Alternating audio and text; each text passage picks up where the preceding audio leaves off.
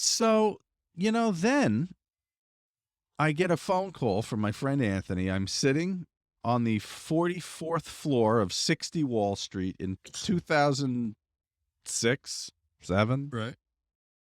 And nothing was going on. It was actually snowing that night, looking out over this East River. And Anthony says to me, he goes, the only thing that's not been done, we were both like cinephiles, like big movie nuts. So we'd have all these laser discs and it had the director's commentary track as an alternate audio source on the disc. He goes, no one's ever done that with wrestling. And we were like marks. And I said, what do you mean? He said, well, no one's ever taken like WrestleMania and you could listen to Hogan talk about his match and, Tito talk about his match and say, oh, we're supposed to go home here and see here. I blew that spot and we had to, take a powder outside and get it back together. I'm like, wow, that's interesting. I was like, could we have like downloadable versions of that, like on an iTunes type thing? Like, he's like, yeah. I said, listen, go figure out the technology of it and hit me back and let me know if this is something we could do. And it was literally born like that. So what we started doing, Kayfabe Commentaries, was so named because our first product was downloadable audio commentaries that you download to your, at the time, iPod. It was before the iPhone. Right. And you start the match. We give you the sync point. I couldn't sell you the video because we didn't own the main event of WrestleMania, but you could download our recording of Paul Orndorff. And as he sat next to me on a headphone in a hotel, and we watched the whole match from beginning to end and talked about it in real time. And we told you where to start your iPod when you played the match at home. And it was like you'd be sitting with Orndorff on the couch as he talked to you through the whole match. So he's like, yeah, we could do it. He's like, I could record it. He said, we found this thing where you could buy it online and download it. And I said, perfect. Let me just start calling some wrestlers. A great industry to just walk into, unknown, with the trust of no one. And I got a contact for, I thought what I should do is find guys that were making appearances in our area. So we could basically fuck the promoter and steal them in the middle of the night and get a product on their dime. So we saw the Honky Tonk Man and Greg Valentine were going to be in the area. So I called them. And I pitched the idea. They had no fucking idea what I was talking about. I mean, try to sell the concept of the downloadable audio wrestling commentary track to the Honky Tonk Man at 10:30 at night. But I said, listen, you're in town anyway. I think we paid them $300 and we got a hotel room. And I said, don't tell anybody. I'll call you in the middle of the night once you're in and come down the hall. And that's what we did. We started, we did that. We laid down a bunch of tracks with them. We brought the Iron Sheik in. Harley Race came in and did tracks for us. That's the night he grabbed my balls and crushed a fucking bottle cap with his pinky.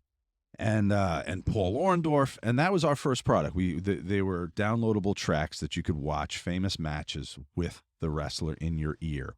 What was the cost point on that? What were you guys?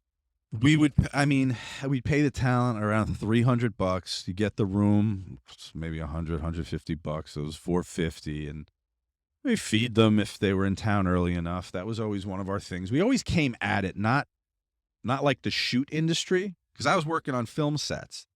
I knew you needed things to make people comfortable and to make them work. I wanted to feed them if they had time. Go out somewhere, spend some time with them if I'd never met them. Trust was the whole thing, engendering that trust, people to want to talk to you. So, yeah, it was very hard to make any of the money back with these, because these tracks were like, $1.99 each that we were selling the downloads for. So it became very apparent about 6 months in that if this was going to be a self-sustaining business, we had to get into video. There were other shoot companies, but nobody was doing it. Interestingly. So as fans, we were like, what, we can add real production to it, lights, mics, make it look like a show, sound like a show. We'll get music for each one. It ended up being series based. We didn't plan that at first. The first thing we did was guest booker with Kevin Sullivan. And then we were like, oh, we can do multiple guest bookers. And then we were like, oh, we have this you shoot idea. So they became series shortly after that. And then I think that industry had been running on very spit and glue type production. So I think when fans saw something they could actually see and hear, and it was formatted, it was written, it was edited, it was tight. So I think that's why it blew up so quickly, was because it was so different than all the other shoot guys. Yeah, no, yeah. When it was night and day from anybody else that I did once. There were so Yeah, many times some guy was shooting it on their phone, sitting in a hotel room. really. Yeah, be like, huh. But I mean, the rawness of it at first was attractive because it was the peek behind the curtain. It was hearing wrestlers talk for 2 hours about something that they were never supposed to speak about. Right. So that was the allure. But after 10 years of that, I mean, I knew who trained everybody. I'd heard every first match story from everybody. Where's it going to go here? So let's bring bookers in and have them rebook things they weren't responsible for. The pitch I always told people was like getting the writers of Friends to write an episode of Star Trek, and you film it, see the whole process.